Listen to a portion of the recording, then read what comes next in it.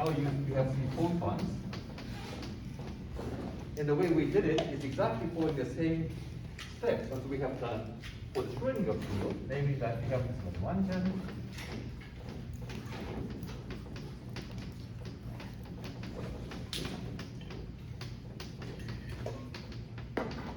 By the way, is the video running now? Thank you, Dave. Starting with the Lagrangian, you identify the canonical variable, and it's conjugate momentum, and then set up the canonical commutation relation, and then we also require the Coulomb gauge condition. And putting them together, we found the mode expansion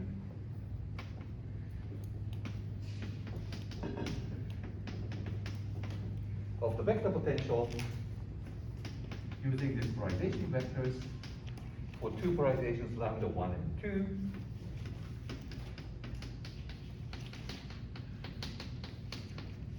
And Hermitian conjugate. Somebody asked the question, HC means Hermitian conjugate. So that's what we have done. And it turns out that these A and their conjugates have precisely the meaning of creationization operators.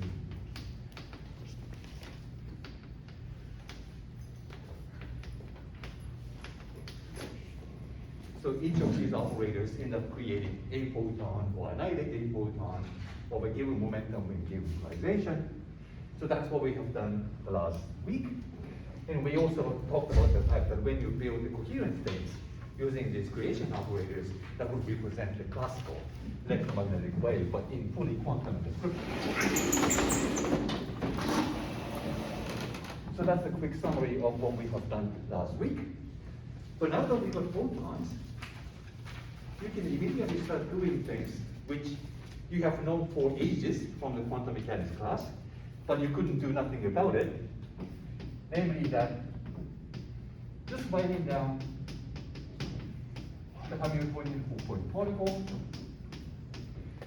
and let's say you make this potential to be in a hydrogen-like atom, and the vector potential you normally didn't include in your calculations of the atomic spectra. But now what you know is that inside this A, or the point particle Hamiltonian,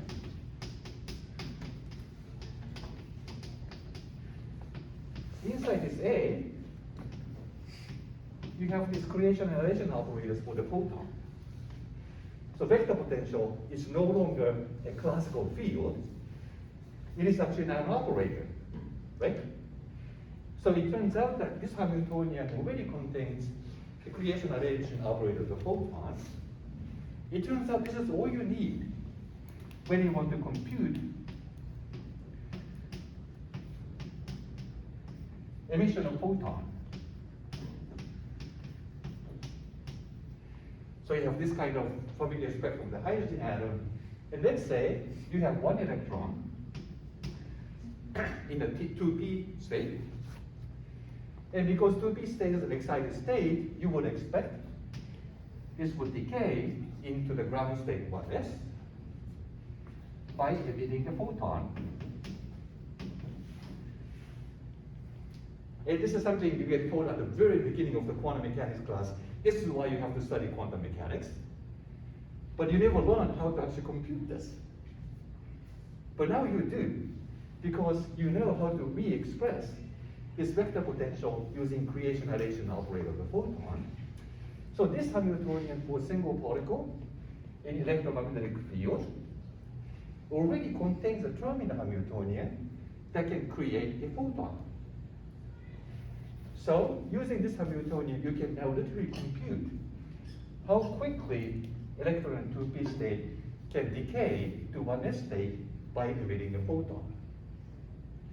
So all you have to do is to take this Hamiltonian and use something also you have learned in quantum mechanics class, namely Fermi's golden rule.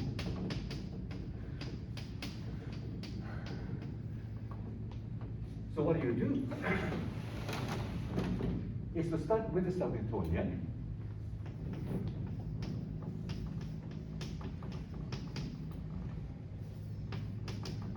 And separate Hamiltonian into two pieces. One of them is a zeroth order piece, which describes the electron in the Coulomb potential. And the only difference from this familiar Hamiltonian Coulomb potential and the full Hamiltonian is the dependence on this the vector potential. So I just expand this out.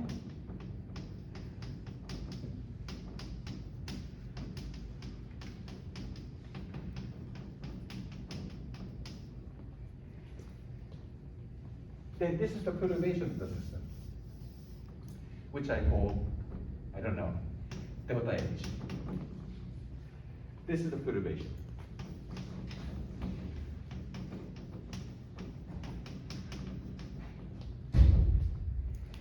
And what I have learned in quantum mechanics class from the Coulomb rule is that when you have a perturbation, what you can do is to compute the transition rate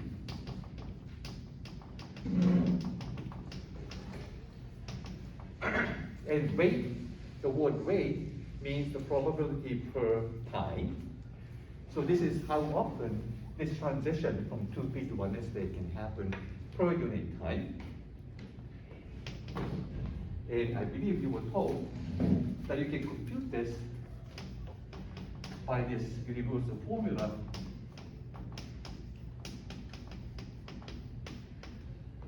So this is the matrix element to go from initial state, so in our case 2p electron, to the final state, which has electron in 1s state, but also one photon in it, through the perturbation of the system, delta H, times the delta function.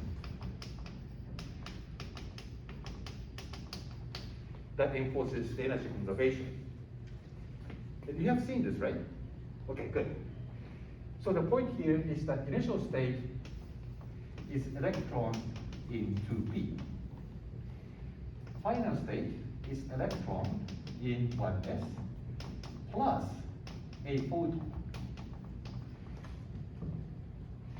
And as I emphasized already many times by now, it is really the power of QFT that can allow you to talk about a process where a number of particles can change. We have, of course, studied that in a different context of BEC and the BCS state and so on. But in those cases, we still had the Hamiltonian that conserved the number of the particles.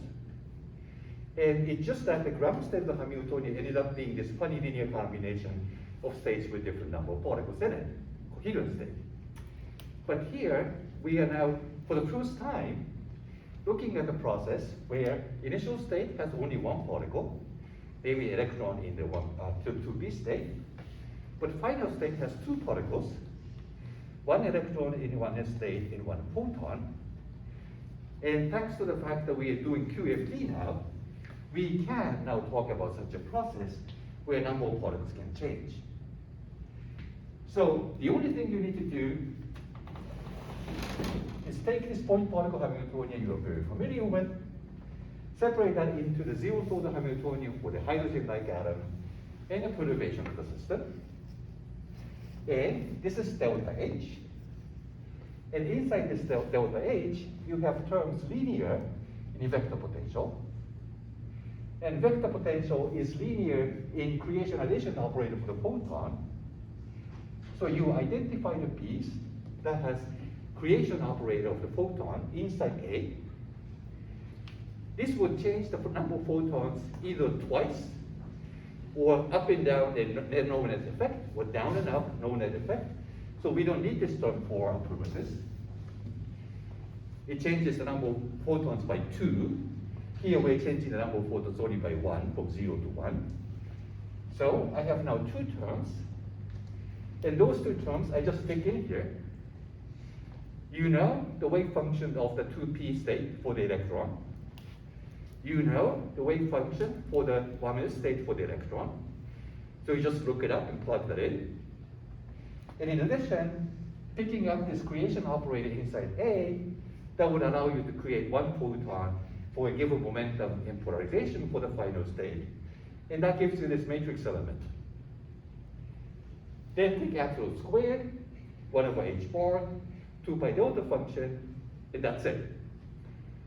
Then you now have computed the transition rate of electron to p state to decay to 1s state. The probability of that happening per unit time, that's the transition rate, and that's it. The rest is just algebra. So I really would like to home in on this point at the conceptual level, that the minute you have vector potential expressed, in terms of creation addition operator, you can immediately start applying to a simple problem like this one, which you couldn't do in quantum mechanics, but now you can, and go ahead and compute some quantitative predictions of the emission of photon, and then you can even compare that with experimental measurements. Sam? I vaguely remember in quantum mechanics that when we used Fermi's golden rule to calculate transmission rate, we didn't worry about the wave function of the photon at all. So it wasn't encapsulated in that F. So that comes up in a moment, so don't worry about it. So basically that I stick in some momentum state of photon in it, and then this vector potential would automatically pick up this e to the IPX, and that basically means the wave function of the photon. So that's something that automatically comes up, so you'll see that in a couple of minutes. Any other questions here? Yes? Just to clarify, this is the spontaneous emission. Yes, spontaneous emission, yeah. If you want to study stimulated emission, then initial state already has a bunch of photons in it. Then the final state has a bunch of photons plus 1 in it. So you actually add creation operator on the n state to go to n plus 1 state. And we know that that matrix element is square root of n plus 1. Square that, that's n plus 1.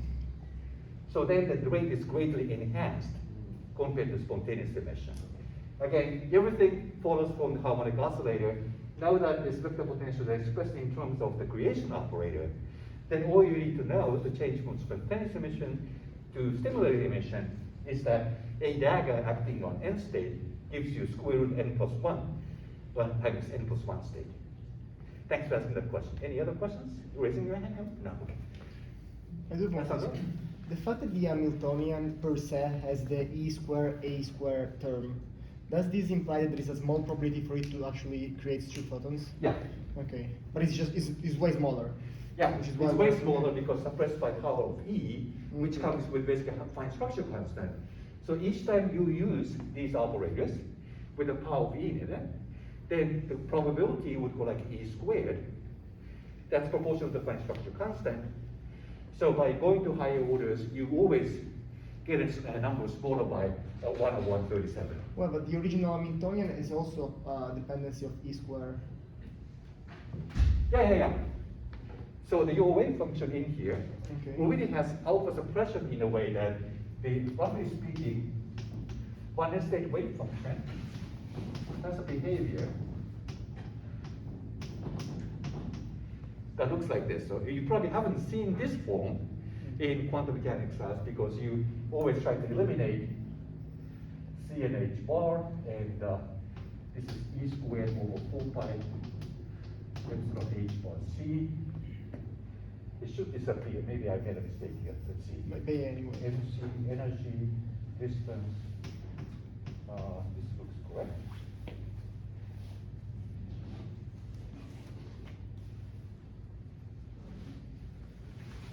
Oh no, it's correct. So I cancel one factor of C, and this C cancels this C.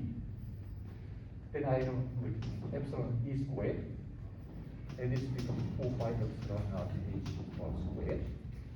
So this is probably the form you have seen in the quantum mechanics class, but nonetheless, this is actually suppressed by alpha already. Okay. So once you actually write everything in terms of alpha, sort of power counting becomes much more transparent, and you see what's leading, what's suppressed, and so on and so forth. And so we're going to use that trick all the time now. Thank you. Thanks for asking. Any other questions? Because this is sort of an important moment, right? Everything clear? Okay, then let's just go ahead and do it.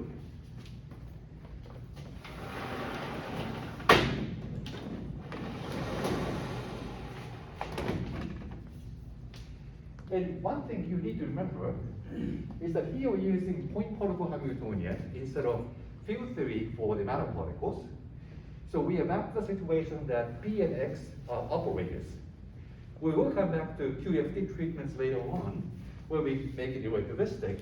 But right now we are using point particle description for the electron. So P and X are operators. This is an operator. And what it also means is that vector potential is a function of x, which is in IP dot x. And that x is also an operator. So that's something you need to keep track of. So we are looking at this one here. Delta H we need.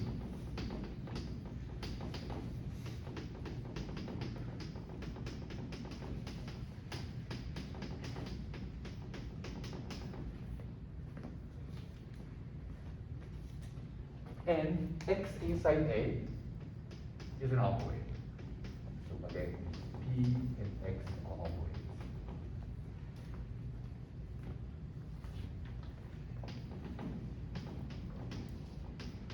And there's one simplification here. So let me factor E out now.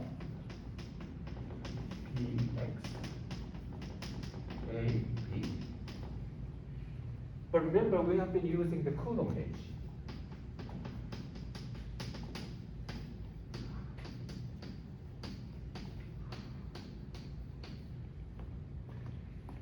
It turns out that in Coulomb gauge, you don't need to worry about the ordering between P and A. So again, let me emphasize that A depends on X because it's a field. That X refers to the position of the electron, where electron feels electromagnetic field. So X inside A, it has a meaning of position of the electron, therefore it's an operator. And P here is the momentum of the electron. And so what that means then is that P in position representation is the same thing of gradient. And then if I interchange the order between them, and let's say this is I and J for now, this commutator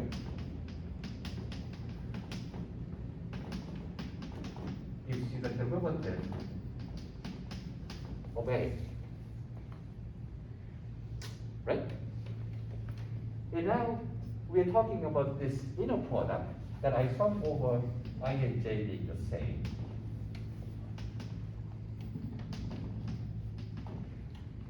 Then you see this is actually the divergence of A.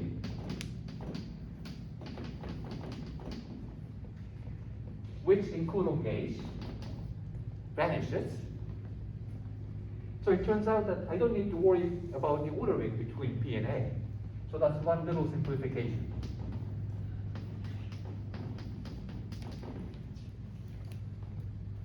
This clear? Any questions about this? I see no hands up, okay.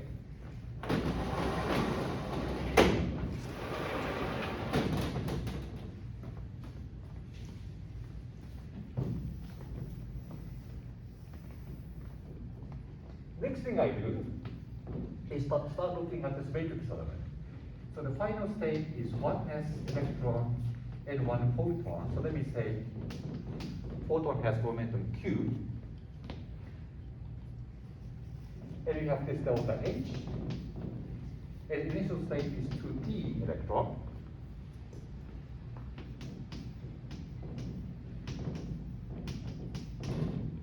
And inside this delta H, we just concluded that you need this P dot A.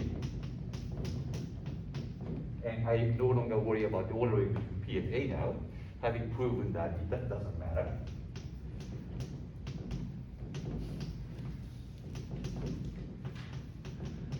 Then I just plug in this mode expansion of this photon field as a function of X, which is an operator.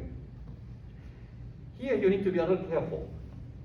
in mode expansion, what you're doing is just expand this vector potential in Fourier modes. So when you do the expansion, each Fourier mode comes with wave vector or momentum, and that momentum is a C number. What is operating here is this annihilation operator and X. This is an operator, and X is an operator. But K is just a parameter you use for the mode expansion. So this K has nothing to do with the electron. Therefore, it's not an operator. It's a C number. So that distinction is something you have to be very careful about. So okay, this P is referring to the momentum of the electron because it came out from this Hamiltonian for the electron. That's why this P is an operator. Annihilation operator is an operator of annihilating a photon. So, of course, it's an operator. X here, which was the argument of vector potential, that's where electron is at particular position to feel the impact of the electromagnetic field at that position. So this X is a position of the electron, and therefore it's an operator. But K is not. It's just the mode you use to expand the vector potential in Fourier modes, and therefore K is a number, it's not an operator. So that's something you have to be careful about.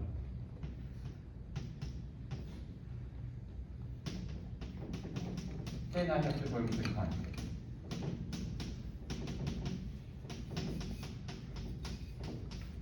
Acting on this 2T state of the electron. Is that clear? So this is the point where it's easy to get confused which one is operator, which one is just a number. So again, P is the momentum of the electron, therefore it's an operator. A is an annihilation operator for the photon, therefore it's an operator. X is the position of the electron, therefore it's an operator. But K is just the mode expansion, so that's the Fourier mode of the photon, which has nothing to do with the electron, therefore it's just a number. Any questions about this? I have a naive question on the commutator. Oh, the because we top made one, use of the okay. Coulomb gauge. We made use of the Coulomb gauge, but I'm a bit sick. I'll be loud if I can. So we have a commutator relation of h bar over I. The differentiation derivative operator. And then the field. Right. But there should be two terms. There should be the first one as Yeah, that's right. the second one. So Where's if the I second one? write this a little bit more carefully, this is del I Aj minus Aj del I.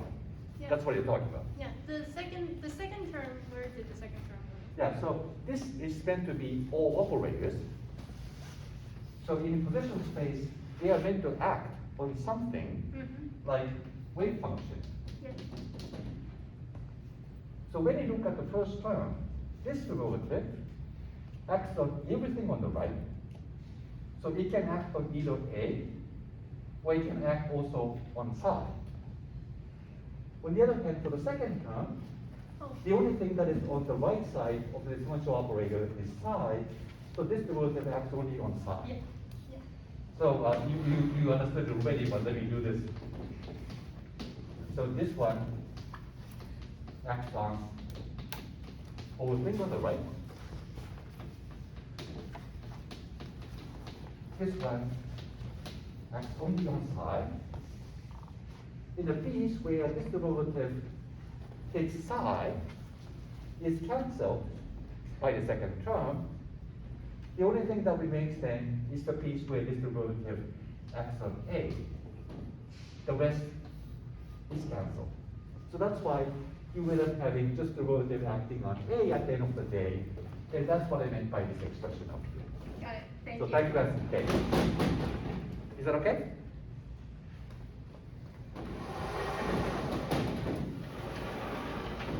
And is this okay? The fact that K is a number, not an operator. Is that okay too? All right. So then you look at the piece where you change the number of the photon from 0 to 1, and clearly the piece you are supposed to look at is this creation operator. No photon initial state, one photon in the final state, so you have to create a photon to get a non-zero matrix element.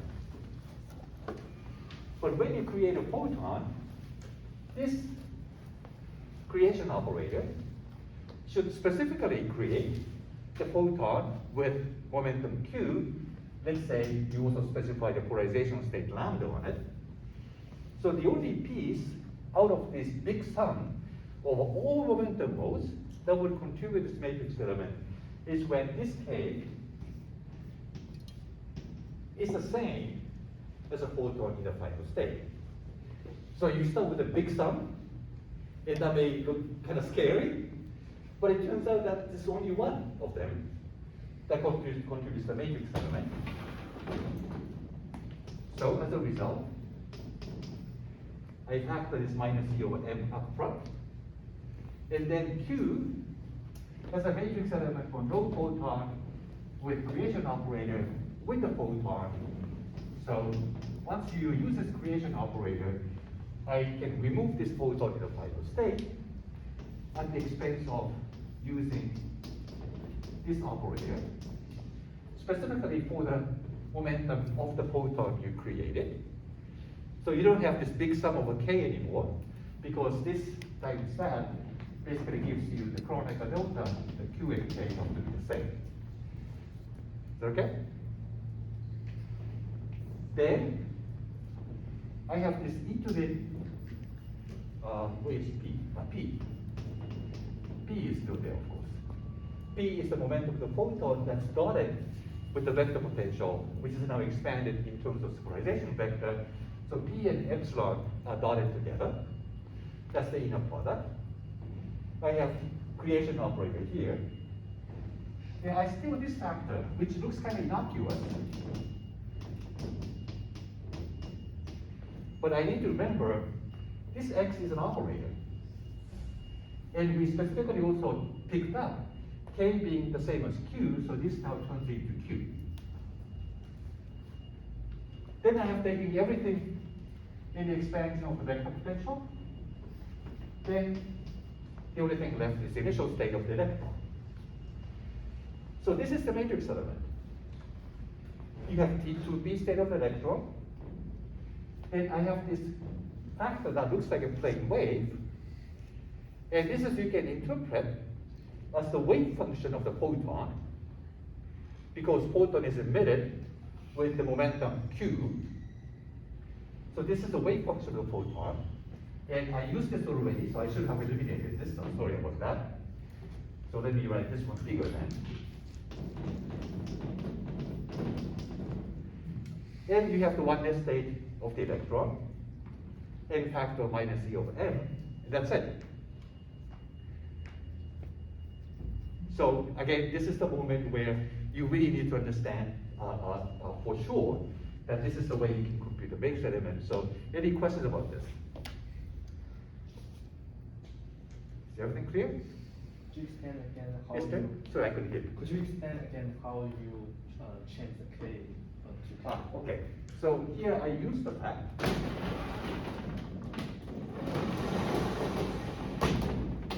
So I think I can erase this.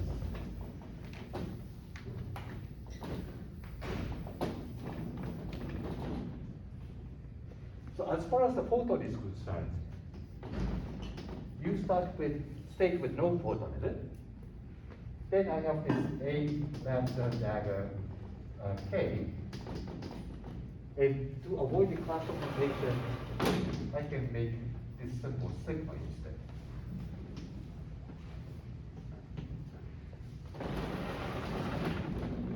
Then I have the final state, which is Q in lambda. In this matrix element is lambda sigma UK. That's because I can write this, which is the Hermitian conjugate to one photon state. One photon state is always created using creation operator. And this is a bra of it, so I take the Hermitian conjugate, right? So this is the one photon state, and that's a bra version of it. So I do take the Hermitian conjugation, then I find this. Then I put this bra into this definition.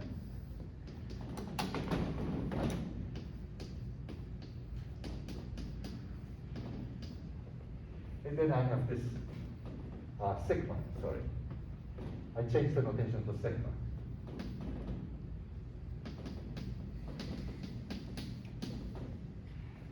This is a thing you need. And one thing you immediately notice that if you interchange the order between the two, then the annihilation operator would act on this vacuum state, so it gets annihilated. So that piece does not contribute anything, so that's 0. So I'm allowed to change this product of annihilation creation operator by a commutator instead. Because the piece I just subtracted is the piece where annihilation operator acts on the vacuum state and says that's 0. So I haven't changed anything. But now that this is expressed in terms of the creation annihilation operator, I go up there. Remember that A and A dagger satisfy the usual commutation relation of creation annihilation operators, and therefore this is delta lambda sigma, delta KQ, 0. Obviously, this is just a number sandwiched between the ground state to the vacuum state. So this is just a normalization of the vacuum state. And you get these Kronecker deltas. So this matrix element, which appears here, that if you write it, go in detail, I can say this is a 2p state for the electron, vacuum state for the photon. This one I can write as 1s state for the electron and q lambda state for the photon. And you just look at the piece that depends on the photon, as this one particle state. So there's an creation operator up here, and this vacuum state for the photon. That's what I extracted here. And now we know it's Kronecker deltas. I put them back in there.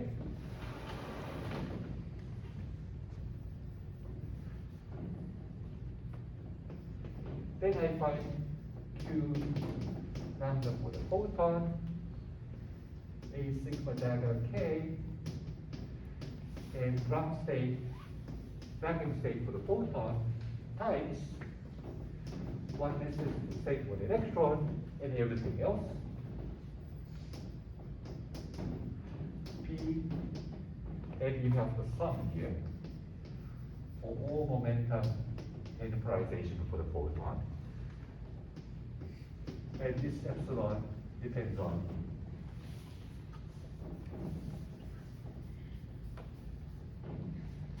the polarization and the momentum of the photon in the big sum K,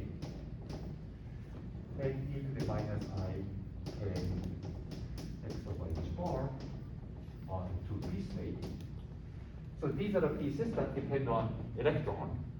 Remember, this K is the position, x is the position of the electron, so that has to be kept within this Bragg ket of the electron side of things. And what we have just discovered is that this piece here is the Kronecker delta. So in this big sum over K, Fourier modes, and sigma, two polarization states, K has to be the same as Q from the Kronecker delta for the momenta. Sigma has to be the same as lambda for the polarization state. So that would then force this K to be Q. this sigma to be lambda, and that epsilon folded together with P. So if I write this in great detail, it should look like this. This e to the minus I k dot x over h bar, this k now has to be the same as q, h is at q. So this whole thing is now sandwiched between 2p and 1s state. Photon side is now become a connector that was already used to do this sum, and sum is now gone. And I'm left with the square factor minus e over m. That's how I arrived at this expression. Does that explain things? Is it now clear to everybody? Okay, good. So, now that I have this expression, then we can just stick that in here to get the transition point.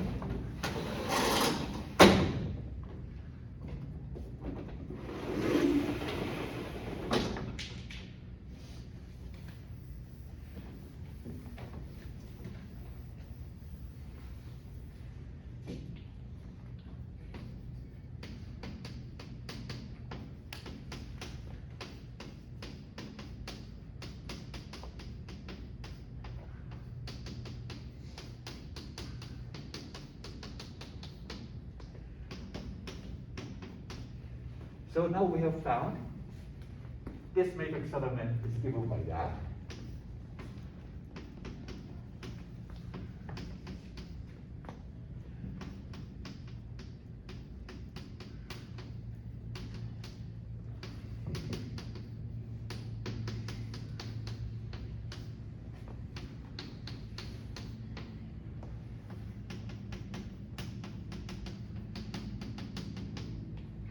In a delta function.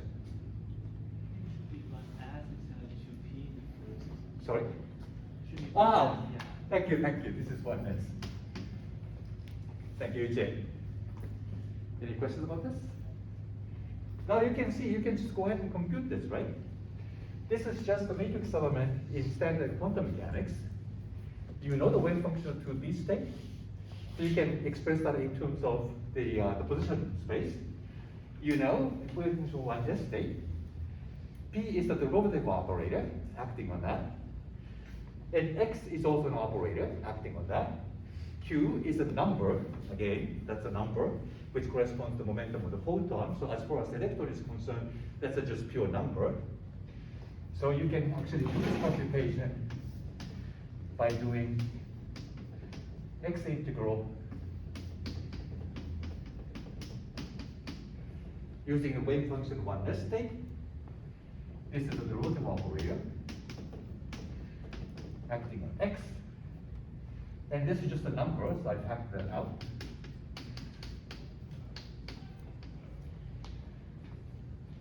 Then I have this position operator.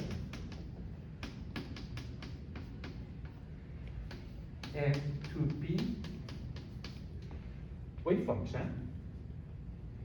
And then this integral gives you this matrix element. 2B state is wave vector factor, the plane wave factor for the photon, which does depend on X. You have this P, derivative operator, which is taking inner product with the polarization vector of the photon that's factored out with this integral because it doesn't depend on anything on the electron. And then 1S state wave function, you look it up, plug in, put that in Mathematica, boom, comes out the matrix element. So it's basically just that. But we can even simplify this further before you put that into Mathematica. So what we know is that Q should be momentum of the photon so that you can satisfy this energy conservation in this Fermi's golden rule.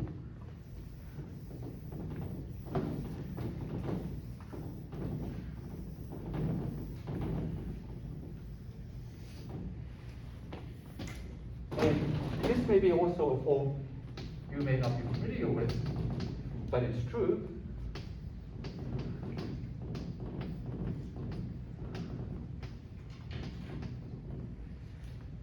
This is the energy level for the hydrogen-like atom. So again, I try to express it using fine structure constant, because that's a small number, we know.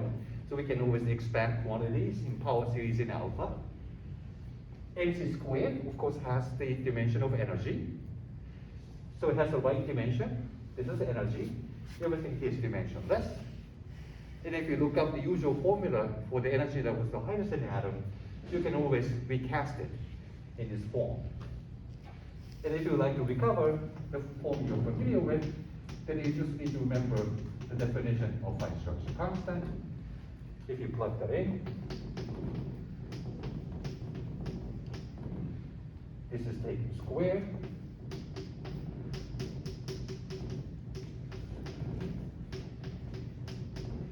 MC squared, C squared cancels.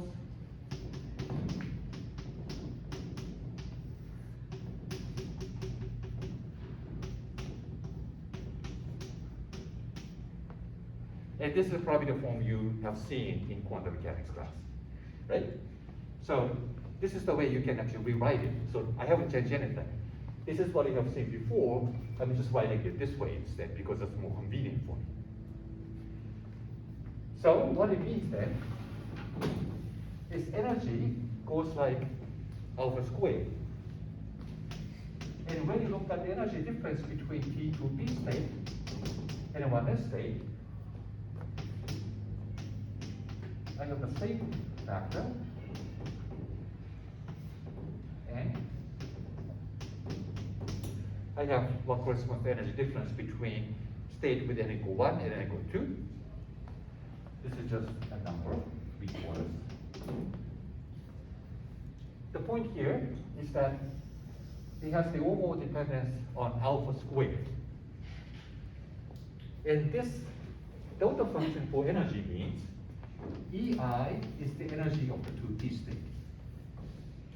EF is the energy of the 1s state, plus energy of the photon, which is the speed of light times its momentum. And we have derived that last week, right? So we didn't have to put it in. Just by quantizing the Lagrangian for the Maxwell field, we could work out that energy of the photon is indeed c times the momentum of the photon. K wanted to emphasize on this point, so hopefully you remember that. So this minus that is inside this delta function. Therefore, CQ, energy of the photon, has to be precisely this energy difference between the 2P and the 1s state. What that means is the Q is of the order of alpha squared, which is a small number. Alpha is already 10 to the minus 2-ish. Alpha squared is 10 to the minus 4-ish, so that's a very small number. So it turns out that Q is very small, therefore, I can ignore this. It's a small number. And if you think about how big x may be, of course x is supposed to be integrated over, but at least you know the order of magnitude of it. That's a ball radius. X order of magnitude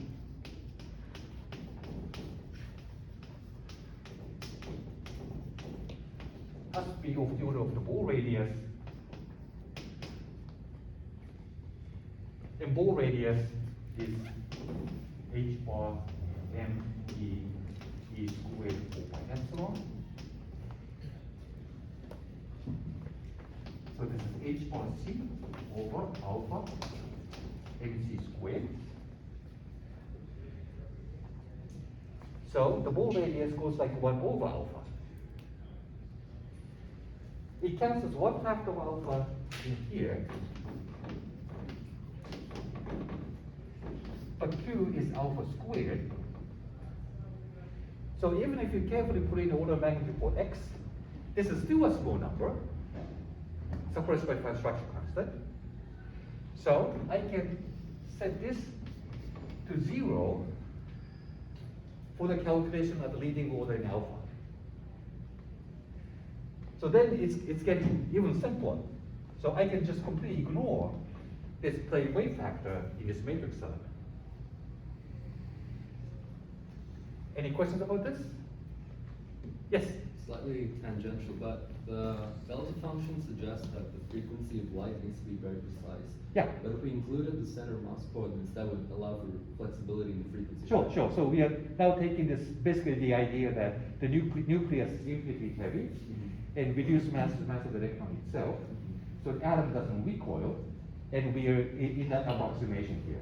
And again, that's a justifiable approximation given that the recoil photon has energy suppressed by alpha squared relative to the mass of the electron, which is already 2,000 times smaller than the mass of the atom as a whole. So this is a very, very small recoil for the atom. So that's why we can ignore the recoil happening on the atom itself. But you're completely right. If you have, for example, rather large Z, and if you're emitting a relatively energetic photon, at some point you have to start including the recoil effect. But not for this. Okay? That's an excellent question. Any other questions here? Okay, so now going back to this expression, because this is cumbersome to write.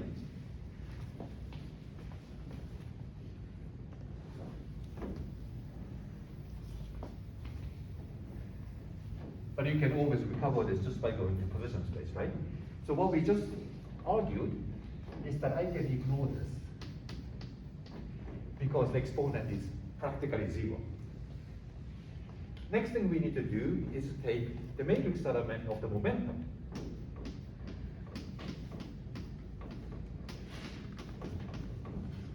And of course, you can just go ahead and plot that into the mathematical ability to the integral with the derivative operator. But there's a standard technique to write this combination using the commutator of the position operator and Hamiltonian. And remember, the Hamiltonian has p squared over 2m in it. If we take the commutator of x and p squared over 2m, then I get IH bar p over m.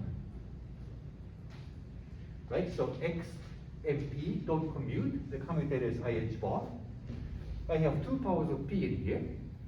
The commutator can be taken with the first p, but also with the second p, so that gives you a factor of 2. That cancels this 2 in the denominator. So that's how I end up with this expression. So that already takes care of this m here. What I'm missing is minus e. Then I have written this matrix element of the momentum operator times minus e over m now as a matrix element of minus ex commutator with Hamiltonian. But this Hamiltonian is a zero order Hamiltonian up there. And this zero order Hamiltonian acting on 2p state just pulls out the energy of the 2p state.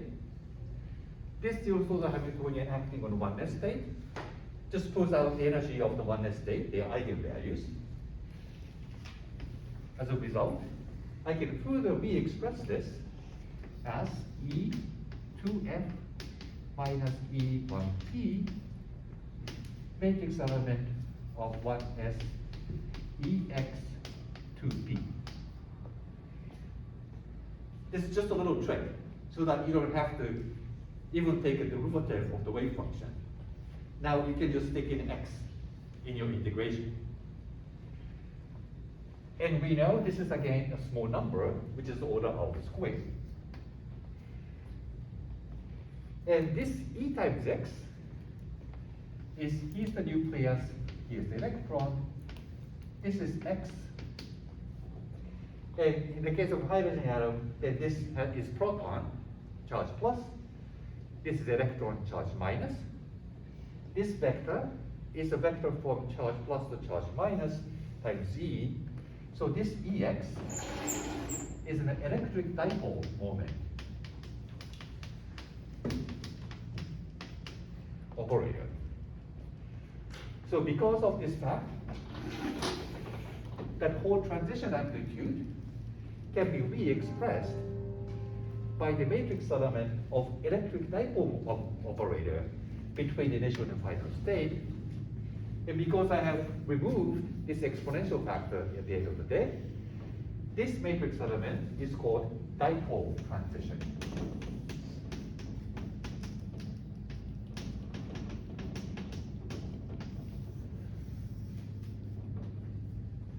And this name you might have heard elsewhere.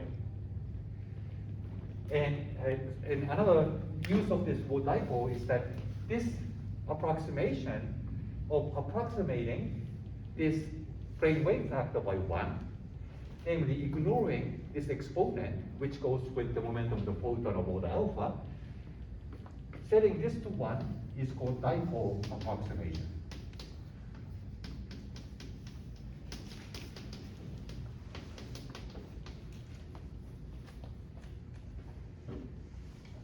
And this is just a little trick, but this actually turns out to be very useful. As a matter of fact, this matrix element being expressed by the dipole operator immediately gives you selection rules. What state can decay to what state? X is a vector, and vector basically carries angular momentum 1. So the only transition this operator can ever cause is when initial state and final state differ in angular momentum by 1 unit.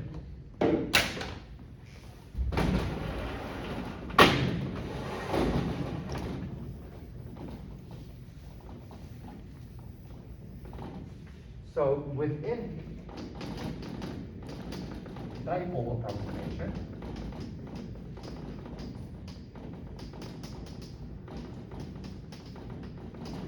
that matrix element is proportional to the final state and the Ex in initial state squared. Because this operator carries angular momentum 1, you need to make sure the difference in angular momenta between initial state and final state has to be 1. As a result, when you look at this familiar spectrum of the hydrogen-like atom, I specifically chose 2p state as initial state so that this decay is allowed by this selection rule. So this is what is called the selection rule, which tells you what transition is allowed, what transition is not allowed, and 2p to 1s is allowed. It satisfies the selection rule because 2p state has angular momentum 1, 1s state has angular momentum 0, difference is 1, therefore it satisfies the selection rule. Then you can go ahead and check other examples. 3d state, d state has orbital angular momentum 2, 2 to 1 is allowed, but 2 to 0 is not allowed. 3d state doesn't decay to 2s. It decays only to 2p. 3p state has angular momentum 1. It can't decay into 2p. It can decay only into 2s, or directly to 1s. Sam? I'm not sure I understand why E times X carries angular momentum 1. Let's see. What is the name used in quantum mechanics textbook? That you can actually look at the operator as sort of a the angular momentum eigenstate. So if you have, for example, 2p state with Ex, and 1s state, of course, has no angular momentum, this matrix element is proportional to 0, 0, and this is 1, m, 1, m prime. It's the Krebs-Gordon coefficient. This Wegener-Eckert theorem, have you heard of this?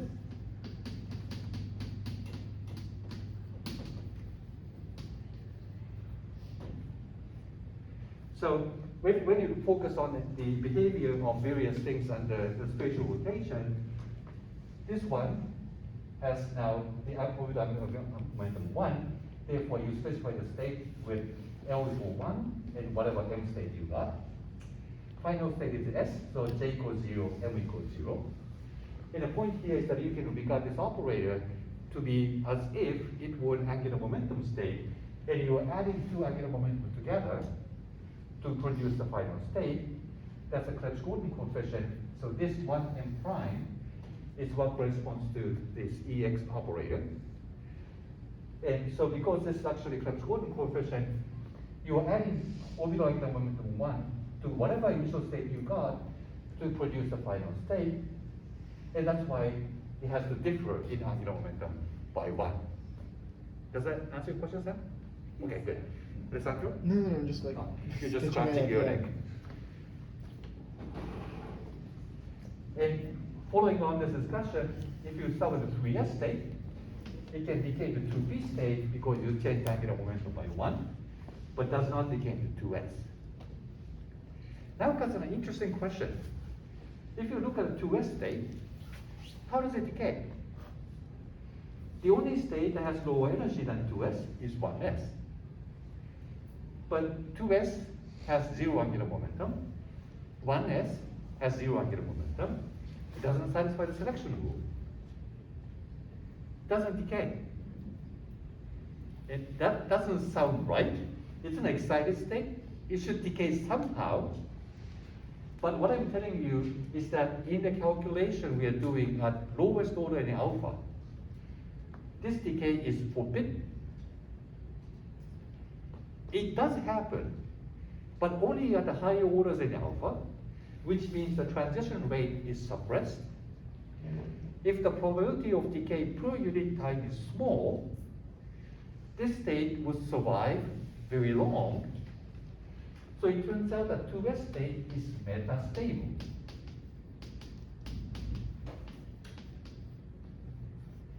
It's not stable. It ends up decaying, but to the leading order of the calculation, it doesn't happen. Therefore, decay is very suppressed. Lifetime of the 2s state is long. And so, because this state doesn't decay within the dipole approximation, you have to go beyond that to let it decay. That's when you remember, well, we ditched the last term in Hamiltonian, e squared a squared. Because e squared a squared changes number of photons by 2, not 1. That's why we are not interested. But it turns out to let 2s state decay, you actually have to rely on the last term. So this decay is actually 2 photon emission. And maybe this is not what you heard in quantum mechanics class. You just learned the spectra and you were done because you never computed transitions among them. But now that you can compute these transitions in QFT, you face this puzzle that 2s state doesn't seem to decay with the operator we have been using. So you have to go beyond that. And that's the additional term we ignored for the moment. And that was totally okay when you're looking at the process that does satisfy the selection rule. But 2s to 1s doesn't satisfy the selection rule. You have to go beyond the approximation we made so far. Then you use the last term, a squared. Now we have one creation operator from one A, another creation operator from the other A. You create 2 photons now. And 2s state decays to 1s state actually by emitting 2 photons with a very long lifetime. You said you want to ask a question? No?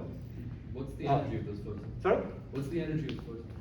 The energy of photon is just meant to be the sum of the 2 corresponds to the energy difference between 2s and 1s. Are they the same? But you have a spectrum. Yes, not necessarily the same. So you have a spectrum. So because it's quantum mechanics, when you measure once, and you can only compute the probability of finding a photon with, let's say, a third of this energy difference, the other one has 2/3. Some other time, you find quarter and 3/4. Some other time, you have half. Each time, you measure different energy of the photons. It's only that only the sum of the two photon energies is constrained to be the energy difference between 2s and 1s, but each time you get different numbers. Yes? Why don't we allow for emission of more than 2 photons on original Hamilton? I couldn't hear you. Why don't we allow for the emission of more than 2 photons in the original? So that Hamilton doesn't contain a term like that, right? Because A contains only one power. No. Right. So, but you can go into the second order perturbation theory. This Fermi's golden rule is the first order perturbation, but you can also go to higher orders in perturbation. Then, in principle, you can also have emission of 3 photons or photons, but they are incredibly suppressed. So normally we don't care. So just even without working out the matrix element, we are already learning something, because we know quantitatively what form of the matrix element would appear in transition rate. And knowing it is this matrix element of the dipole operator, we already have derived the selection rule, or what transition is possible, what transition is not. Then we are now led to this rather surprising conclusion that 2s state doesn't decay at the leading order in alpha. We have to go beyond that. So 2s state has to decay to 1s state by 2 photon emission. Yes, Kate? Yeah, but since we now are, we see that there are 2 photon emission because we use the E squared, A squared. Right. But E is, A is a combination of A and A dagger, right? Then, because we have removed it from the blackboard, but originally we have A as A and A dagger, Right. that combination. Right. And now if we square it, there should be cross terms. Yeah. So if Good. there is cross terms and there might be only one A dagger, then those Yeah. terms might only give us 1 photon emission. So this one has A plus A dagger squared, roughly speaking. Yeah. So you have A squared, A dagger squared, and also crossed out between the two. Yes. But the cross terms, because it is obvious that A squared act on 2s state, we don't care about that. And then we can account for the 2 photon emission with A dagger squared. Uh-huh. But then the cross term, will the cross term give us anything? Because the cross term should say we have A dagger, then Right. we have created 1 photon, and you annihilate it. But because I don't understand, like we annihilate it first and then we create 1, then if I do this operation, then I should see 1 photon. There should be cases like that, or No, am I because if you look at the misunderstanding? cross term, you have to first create one, because the initial state doesn't have a photon. And then you have the annihilation operator after that. Then the photon you have created, you now have annihilated. So there's no photon in the final state. But how do I understand this process physically? Just because you write it out, I wanted to keep this. So initial state has no photon. You're looking at A dagger. Final state then has no photon. Yes. So because the final state has no photon, you cannot conserve energy when you do the transition, because initial state and final state have different energies. You have to emit something. But if there's no photon emitted, you can't satisfy the energy conservation. So because of this delta function in the Fermi's golden rule, the probability is 0 for that. So the cross-term doesn't contribute to the transition rate at the end of the day. Got it. Is it okay? Yeah. Thank you. Well, thanks for asking. So the only thing that will contribute then is out of this A plus A dagger squared weighted operators. If you use A dagger twice, then you can emit 2 photons instead of 1 photon, so that you can get around the selection rule, which is specifically for the 1 photon emission, and have this process actually happen. I have a question. Yes, go ahead. If we extend the exponential, we can have like the term like 1f P and X to P is kind of counter, and Px is also an operator with angular momentum 0. So it seems like What is angular momentum 0, you said? Pixj. Pixj. Since we can expand the exponential to the first order. This one? Yeah. Okay. So there is a component of P1xj that carries zero. That's right, yeah. So it seems like we can have a transition from 2s to 1s, not only emitting one photons, but with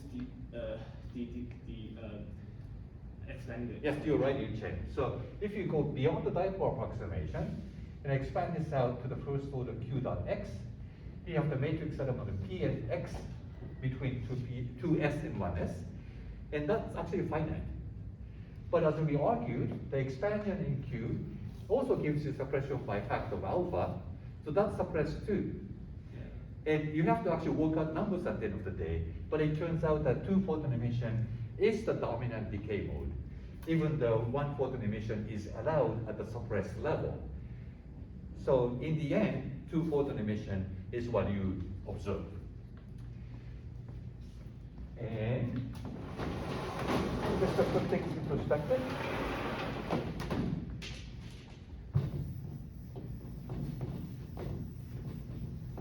I actually have not found the measurement of 2s to 1s decay for hydrogen, presumably because it's too slow. But if you look at the hydrogen-like atom, like helium, oxygen, I have more atoms in the slides I'm going to post later, and you can compare theoretical calculation and experiment. And helium has a lifetime of 500 seconds. Experiment is this. Now you see it's consistent. Sorry, this is actually 1 over. This is the rate of transition.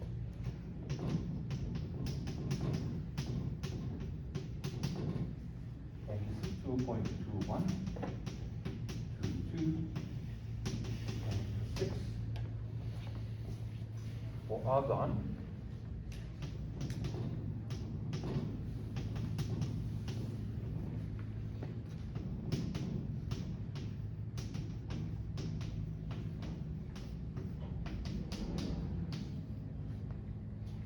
and you can see that they all really agree with each other.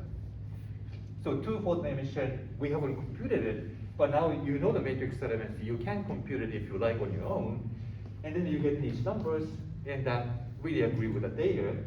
But the point here is that looking at these numbers, let's say helium, this happens like the 500 times in a second, but compared to that, decay rate we're going to compute for this 2p state ends up being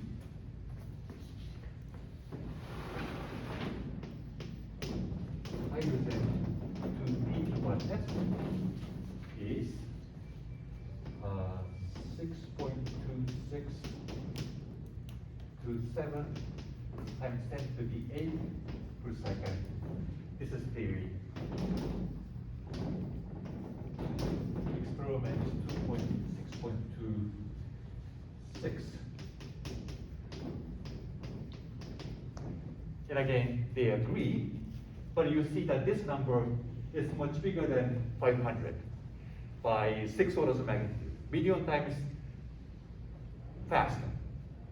So this is sort of typical transition rate in atomic systems.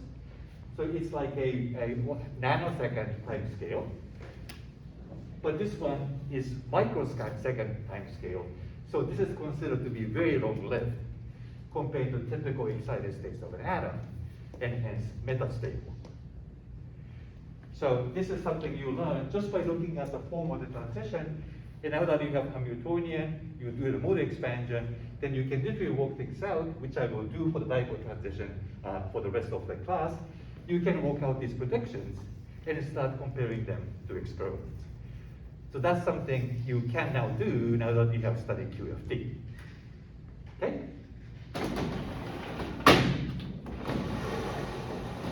So ready for champagne? Okay? So then we just finish up our work. Now that we have this matrix element with an electric dipole operator, and stick that into Fermi's golden rule, make predictions of this 2p to 1s transition.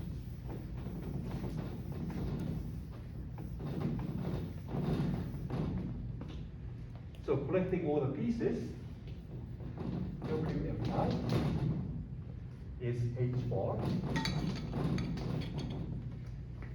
Then I have this as the matrix element.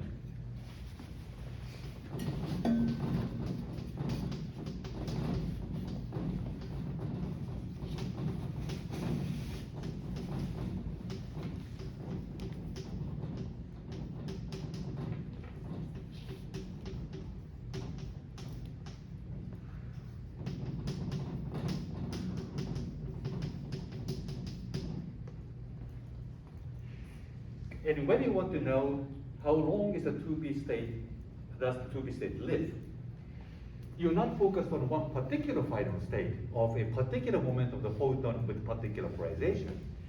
You would like to do the sum over all possible final states of the photon. So what you need to do is sum over the final states.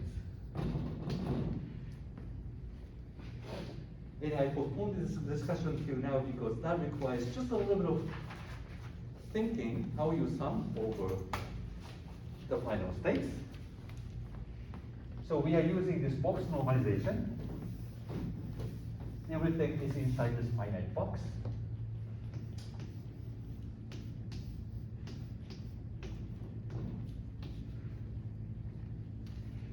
And then the sum over the momentum states, in this case Q, is given by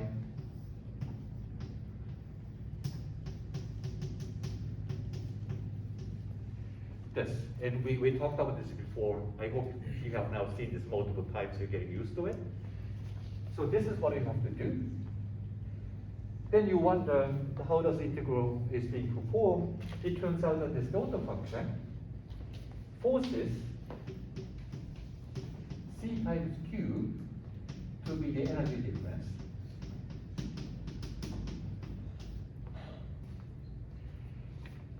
So if you decompose the three-dimensional integral into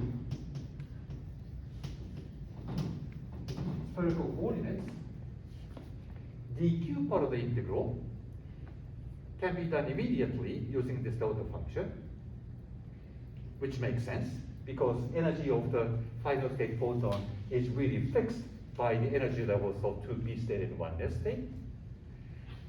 And that's something you were told as an evidence of quantum mechanics at the beginning of 137. Observing discrete spectra of photons coming out from atomic transitions was supposed to be the evidence that photon is a particle, it's a quantum, not a wave in classical physics.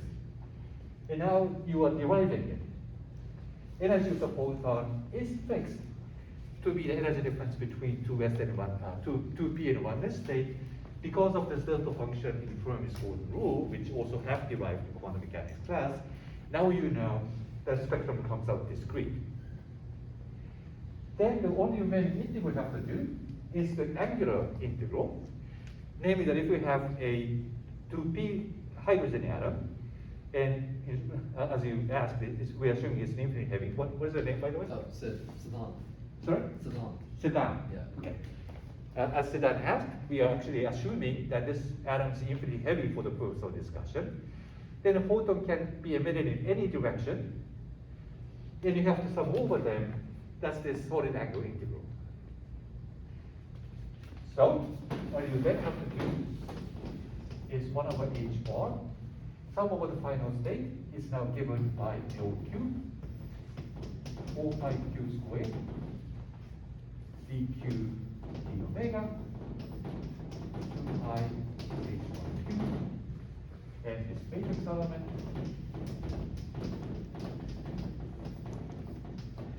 and energy difference is inside squared and delta CQ minus energy difference. So this Q integral can be done immediately, but you have to be sure that there's a factor of C here. So when you perform this integral, you get one.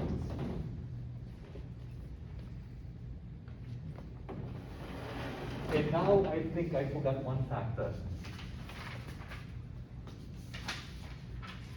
Where did I forget that? Ah. And I think I can erase this now.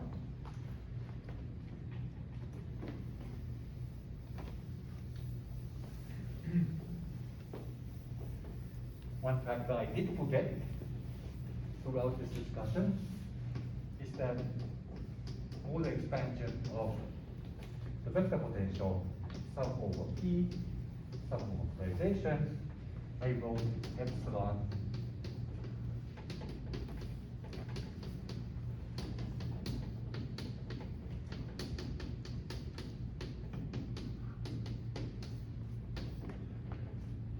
P. Sorry. And I forgot the free factor.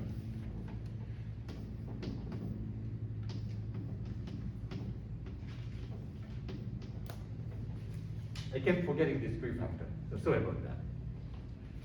So, that free factor is supposed to be inside this matrix element.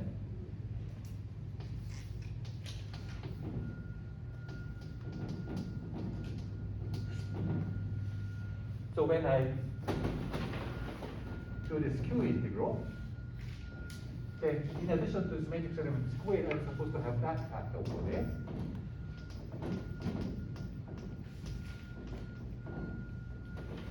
And then you can see that this LQ cancels as it should. So we put the hydrogen atom in the box just for the purpose of getting a precise normalization of the states. And as long as box is big enough, it shouldn't affect physics.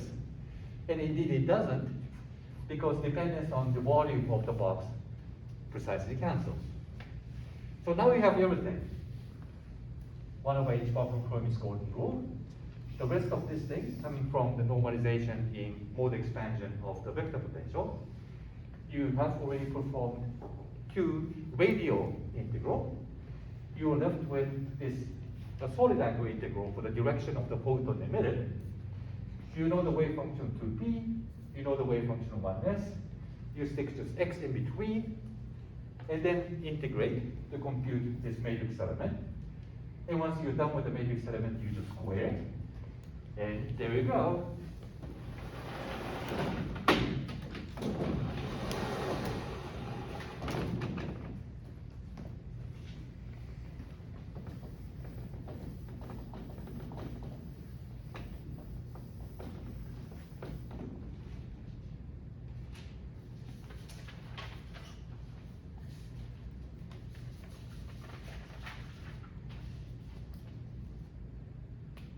And this matrix element x p is then given by, and this is the solid angle integral for the electron wave function. That's not the same thing as the solid angle for the emitted photon. So this appears in the computation of this matrix element.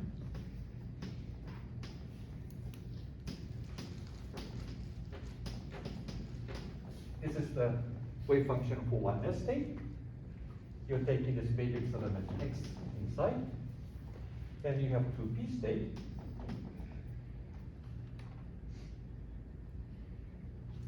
Maybe I copied this wrong. Square root of 16 is 4, so you wouldn't write it this way, right? So I probably copied it wrong, so I'm sorry, but you can definitely look it up. And here's m.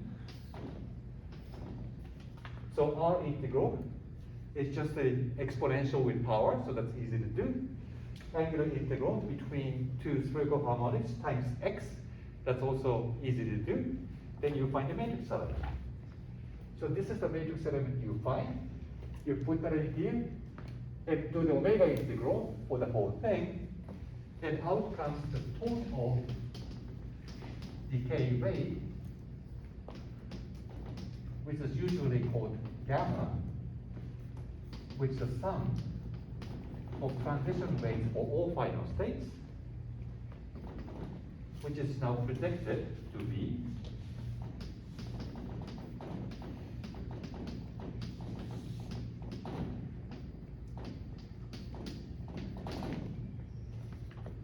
some complicated prefactor.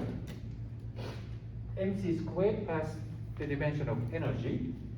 Energy over h bar has the dimension of inverse time. So it's correct to have the same dimension as the decay rate. Probability of 2p state decay per unit time. We have this complicated prefactor, and you have overall alpha fifth factor. That's a small number. And compared to the alpha fifth, all the high order corrections we didn't include will be even more suppressed. And that's an even smaller number, so that's why dipole approximation is good for pretty much all these decays, except for this 2s state we talked about. Yes, Ryan? For the there is a 4 pi q squared dq d omega, I think. Why there is a 4 pi? That's right. I have 4 pi. I mean, there should not be No, that's not. because yeah. Okay. So maybe you have to correct the equations above. Yeah, Okay. this is what I have. The only thing I'm not sure is the square root of 16. That's I all mean, yes, you know. the upper border. There's one line wrote like 4 pi q squared dq d omega. That's right. So there should be 4 pi di. Thank you, thank you. And I correct this typo on the slides and post this on B courses later. So that's how we can actually work this number out. It came out with this protection that this is 0.27 times 10 to the 8.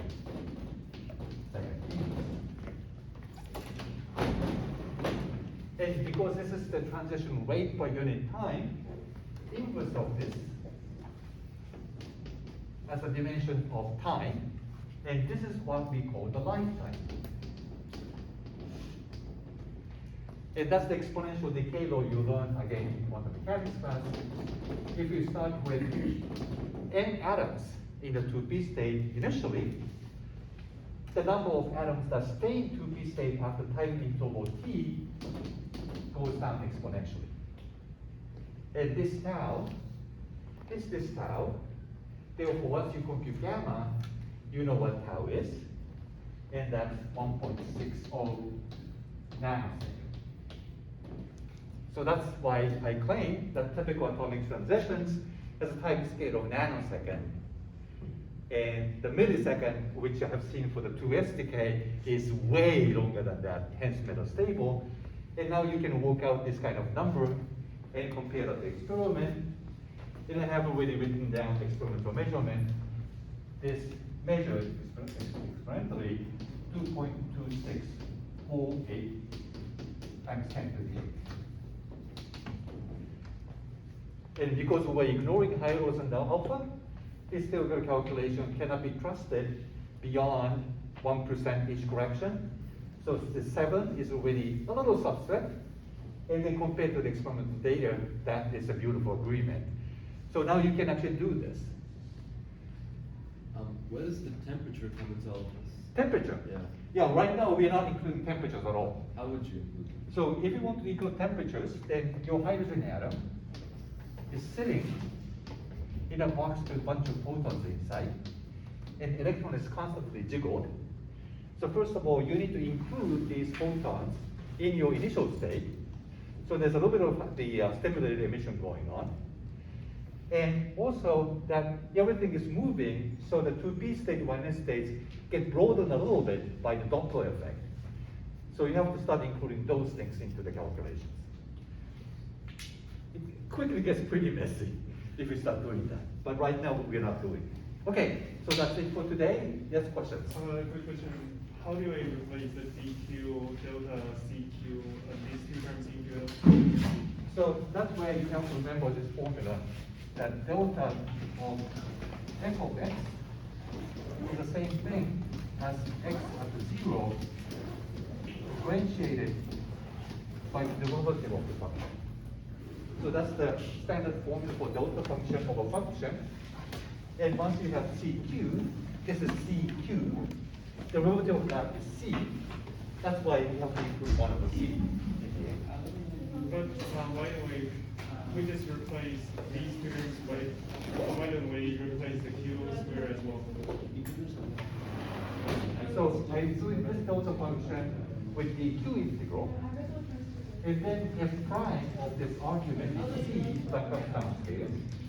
And then I have to plug in Q, the energy difference over C, into this. Yeah, I understand, but